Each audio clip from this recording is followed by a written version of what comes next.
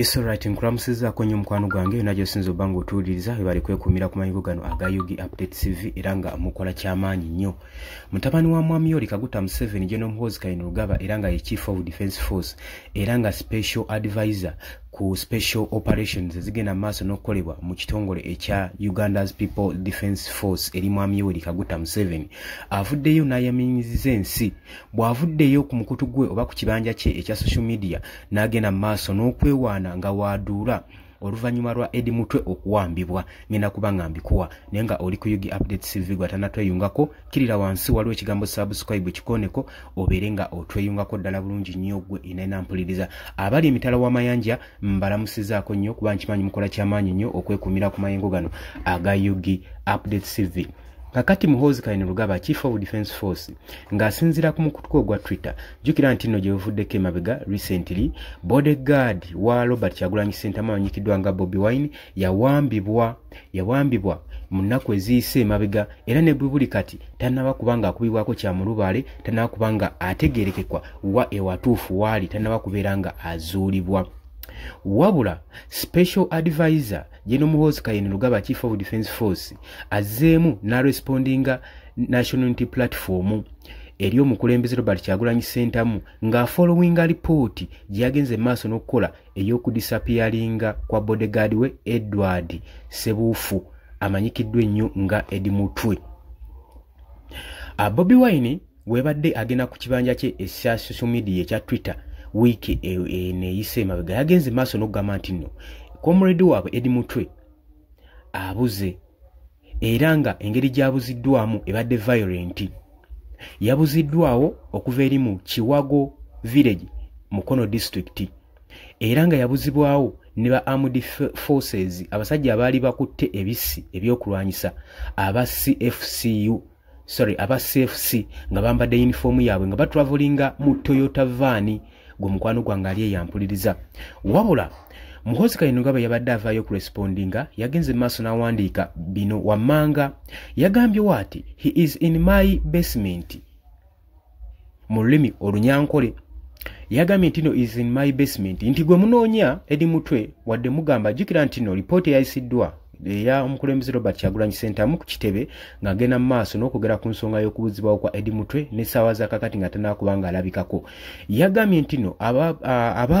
ababuzizzaawo Eddie Mutwe babadde bambadde uniform ya SFC era n'agenda mu maaso n'okunokolayo ku mannya g'abamu ababuzizza Eddie Mutwe. Wabula poliisi saako n'ebitongole ebikuumaddembe bibadde tebinnavaayo nga byadde byegaanye dda nti byo tebinaba kubeerako nga biwamba Eddie Mutwe era ne mu kasodi za poliisi taliiyo. Kati General Muhoozi Kainerugaba wano yasinzidde n'agamba nti wumba nga munoonya bodyguard wammwe namutadde mu basement wange waka gyali Eddie Mutwe era ng'akireiminga naye nga bino byonna abiisa ku kibanja ekya social media era nnono bino byonna ebigambo yayogedde byatambudde okwetooloola eggwanga.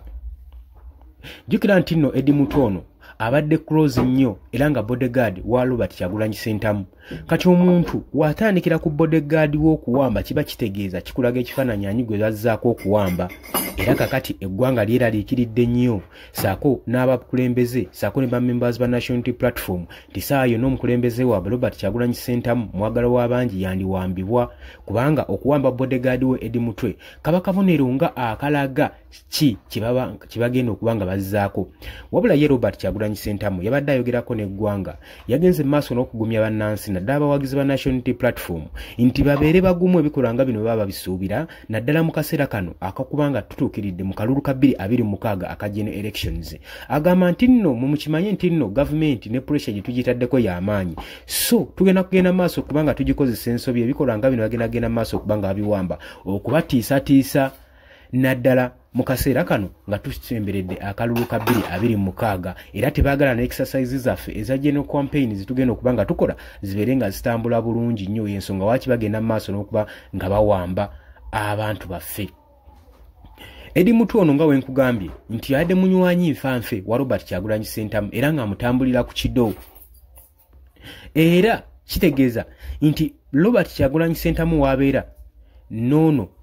Eddie Mutwe wabadde abeera kiba kitegeeza ki nti okuwambibwa kwa Eddie Mutwe kuba kusindika indication nti singa babadde babiri era ne Bobi Wine babadde bagenda mukwata okuva mu mwaka gwa 2018 paka mu guno omwaka gwa 2025 abadde atambulira ku kiddo kya Robert Kyagulanyi Ssentamu mu president wa National Unity Platform era abadde figa eri known okuva we yatandika okwenyigira mu byobufuzi abadde amanyikiddwa nnyo era nga ebadde target y'amaanyi nnyo eri gavumenti kubanga y'omu kubatambulira ku Robert Kyagulanyi Ssentamu ku kiddo wabula ne buli kati okuva kino ekikolwa bwe kyaguddewo eky'okumuwamba eri mu district ey'e Mukono lipooti tennaba kubanga efulumizibwa eri ebitongole ebikuuma ddembe Eddie Mutwe mbeera kigyalimu yali luddawa ebyo byonna tebinnaba kubeera nga bitegeereka gwe omukwano gwange ampuliriza tewannabeerawo official communications okuva eri mu Uganda Police Force oba ne mu kitongole ekya Special Force Command SFC okusinziira ku mata eriwo National Unity Platform Party evuddeyo n'egenda maaso n'okuteekayo ensonga yaayo era ng'egenda maaso n'okutagetinga era ng'egenda maaso n'okubanga ensonga olunwe mu bakulembeze abava mu bitongole ebikuuma ddembe nga bwe bagenda maaso n'okutagetinga bammembers baakyo era nga bagamba bagenda maaso n'okubanga bateekawo embeera okutiisatiisa abagizi baffe nga bagenda maaso n'okubawamba sako ne bammembers b'ekibiina okugeza kati nga Eddie Mutwe wuyo yawambiddwe jjukira nti nno ku lunaku olwokubiri eno kino nno wekyakonfamingibwa nti Eddie Mutwe yali amaze okuwambibwa nene gye buli kati tewannabeerawo confirmation ekoleddwa ku Eddie Mutwe mbeera ki condition ki gyalimu location gyalimu oba charges bamutaddeko eziririgo tebana kubanga bavaayo ku announcing ku kintu na kimu wabula bakyamukuumidde mu custody zaabwe egyo tutamanyi ebyo nga bibadde bikyali awo nga bakyamunoonya ye General Muhoozi Kainerugaba Chief of Defence Force nga tumumanyi mukola statement eyeri amutama ebigambo ebimu abyogera ng'ebyokusaaga naye ng'ekimu aba akimiininga agambye nti nno temutanya munoonyeza alala mukimanyi nti nno Eddie Mutwe muyina ali mu basement yange era juzi nabagamba jjukira nti nno gye buvuddeko emabega yakola statement era ku social media ng'agamba nti nno Eddie Mutwe agenda kubanga amukwata amutwala atandika okubanga amukubira engatta eddagala era tiwayise kibiseera kinene tulaba nga Eddie Mutwe yebadde target era nga awambiddwa era nga n'ekitongole ekimuwambye kyekya SFC